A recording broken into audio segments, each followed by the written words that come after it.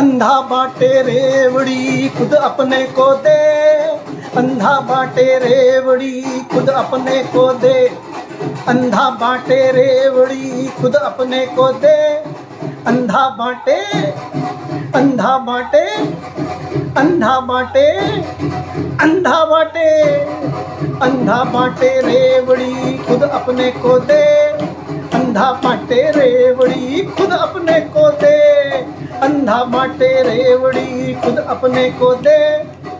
तो दोस्तों अभी आपने ये बीट सुनी, अंधा बाटे रेवड़ी खुद अपने को दे। अब एक और सुनाता हूँ आपको।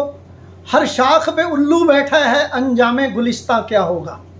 हर शाख पे उल्लू बैठा है, अंजामे गुलिस्ता क्या होगा। यहाँ मैं माफ़ी चाहना चाहूँगा क्योंकि ये कहावत उल्लू की है, इसलिए उल्लू वर्ड यूज़ कर रहा हूँ। बाकी उल्लू बहुत सम्मानजनक होता है इनसे। ये जो आज हमारे देश पर शाखों पर बैठे हैं, ये सारे के सारे IAS, IPS, IFS, IRS, प्रधानमंत्री, मुख्यमंत्री, MLA, सांसद, पंचायतों में जो बैठे हैं और जितने भी बड़े पदों पर बैठे हैं, जज भी, सुप्रीम कोर्ट के जज तक। अभी कुछ दिन पहले सुप्रीम कोर्ट के एक जज रिटायर हुए हैं। वो कह रहे हैं मुझे शर्म आती है कि मैं इस देश के सुप्रीम कोर्ट का मुख्य न्यायाधीश था। क्या कारण है, क्यों कह रहे हैं। और 1947 से लेकर अब तक, आप देखो कोई बच्चा पास होता है ना तो 33% नंबर तो चाहिए होते हैं ना पासिंग मार्क के, 33%, तभी अगली क्लास में जाने को देते हैं। और सारे के सारे लोग अपने बच्चों को पीटते हैं, मारते हैं, तंग करते हैं कि 33% नंबर लेके आओ कम से कम, और प्रेशर डाला जाता है 98% लेके आओ भाई, तब जाके अच्छा एडमिशन होगा। लेकिन एडमिशन लेके क्या कर लिया इन्होंने, 1947 से लेकर अब तक जितने भी 99% नंबर लेकर IAS, IPS, IFS, IRS, जज, ये प्रधानमंत्री, ये मंत्री बने हैं, इन्होंने किया क्या। ग्रोथ रेट 1947 से लेकर अब तक क्या है, मैक्सिमम 8%। और आर्थिक ग्रोथ रेट यानी कि डॉलर के मुकाबले रुपए की कीमत, 1947 में 1 रुपया और 1 डॉलर दोनों बराबर थे, और आज 1 डॉलर खरीदने के लिए 80 रुपये देने पड़ते हैं। यानी कि इन देशद्रोहियों ने, जिनका मैंने आपको बोला है, जो ये पदाधिकारी हैं, जो ये माननीय हैं, जिनको माननीय कहते हैं, हमें कहना पड़ता है माननीय है नहीं है, माननीय कहना पड़ता है। मालिक कौन है देश का, देश का मालिक कौन है, जनता। संविधान में लिखा है जनता से, जनता के द्वारा, जनता के लिए। लेकिन 1947 से कभी नहीं हुआ जनता के लिए, कभी नहीं हुआ जनता के द्वारा, कभी नहीं हुआ जनता के लिए। हमने अभी फिल्म देखी रॉकेटरी, नंबी नारायण, एक ऐसे महान वैज्ञानिक जो आज से करीब 30-35 साल पहले ऐसा फ्यूल से रॉकेट बना देते, उनको क्यों नहीं बनाने दिया गया।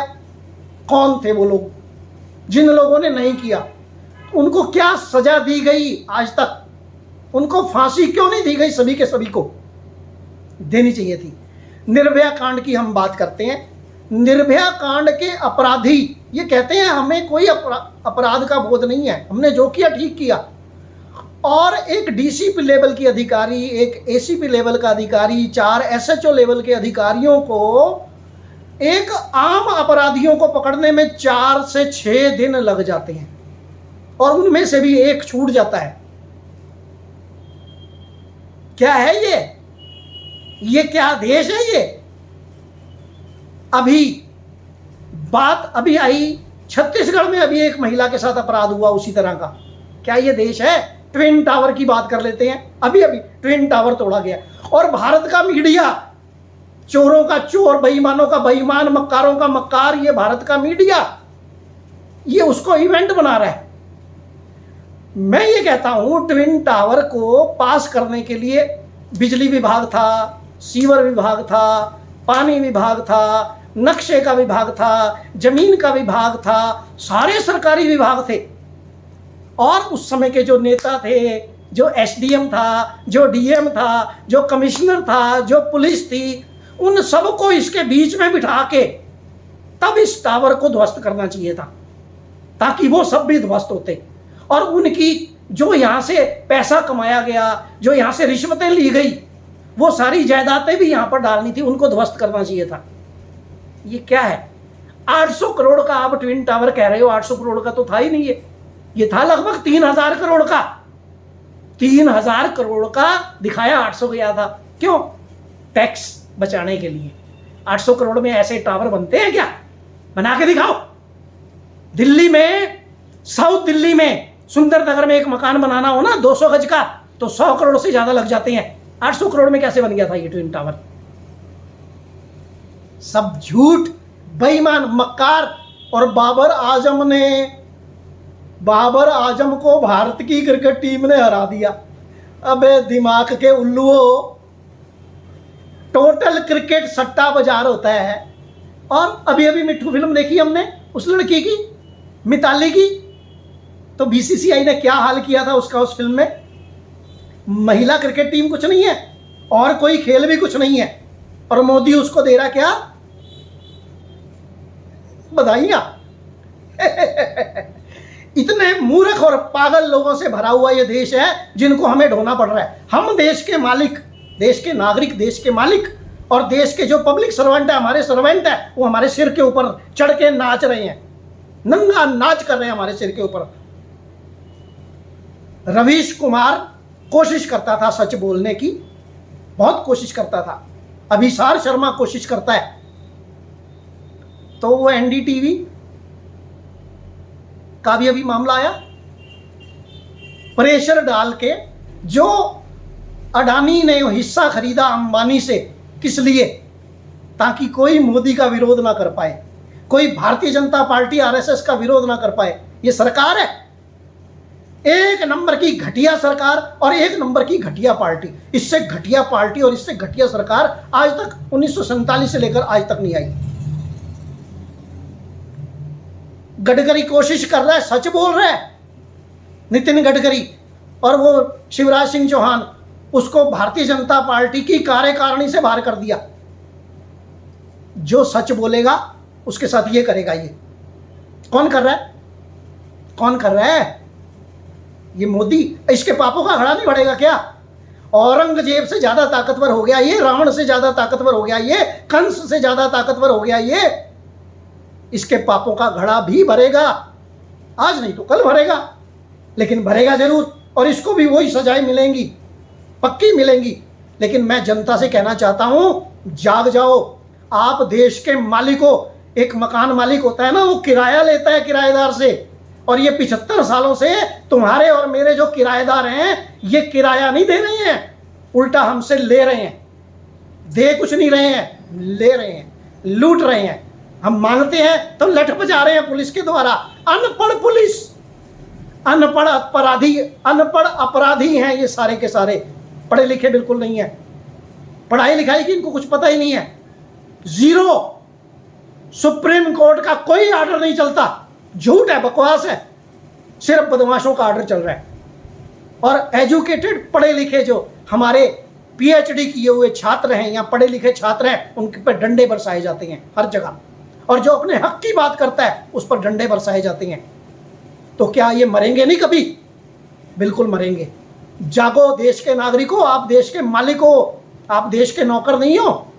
नौकर ये सब है, चाहे देश का चीफ जस्टिस हो, चाहे राष्ट्रपति हो, चाहे प्रधानमंत्री हो, ये सब आपका पैसा खाते हैं, आपकी तनख्वाह, आपके टैक्स से तनख्वाह मिलती है, तब ये जाके। लेकिन फिर भी ये देशभक्त भी नहीं है, ये पब्लिक सर्वेंट भी नहीं है, ये देश के गद्दार हैं। और हो सकता है कोई मेरा ये वीडियो देखने के बाद मेरे ऊपर कोर्ट केस लगवा ले। मैं कहता हूं लगाओ कोर्ट केस मेरे ऊपर, और खुद कोर्ट में खड़ा होऊंगा, किसी वकील की जरूरत नहीं है मेरे को। क्योंकि कोर्ट में भी क्या होता है, कोर्ट में बिल्लियों और बंदर का खेल होता है। दो बिल्लियां यानी कि दो लोग आपस में लड़ रहे होते हैं, और वकील, दोनों के वकील और जज मिलके उसको काट रहे होते हैं और डरा रहे होते हैं, और फैसला कोई नहीं होता। ये बंदर और बिल्लियों का खेल है, और ये बंदर और बिल्लियों का खेल पता नहीं कब से चल रहा है। बंद नहीं हो रहा। कोर्ट का जज भी पब्लिक सर्वेंट है, लेकिन वो आपको डराता है, वकील आपको डराता है, पुलिस आपको डराती है, सब आपको डराते हैं। इनसे डरने की जरूरत नहीं है, ये सब पब्लिक सर्वेंट है। इनसे अपने अधिकार मांगो, देते नहीं है तो छीन के लो, छीनना पड़ेगा। दोस्तों, मेरी बहुत सारी वीडियो आती है और ये वीडियो मैं बहुत समय के बाद बना रहा हूं, बहुत समय के बाद बना रहा हूं ये वीडियो। कई बार ये ऐसा महसूस होता है कि वीडियो बनाने का लाभ ही क्या, कोई फायदा नहीं होने वाला। मुर्दा लोग हैं, जाग ही नहीं रहे, मालिक होने के बाद भी जाग नहीं रहे। भारत के संविधान में भारत का नागरिक मालिक है और सब पब्लिक सर्वेंट है, और पब्लिक सर्वेंट हमारे सिर पर चढ़कर नंगा नाच कर रहे हैं और हम देख रहे हैं। जागो, कब जागोगे? हे कृष्ण कहां हो? हे राम कहां हो? इन पापियों को कैसे देख रहे हो तुम?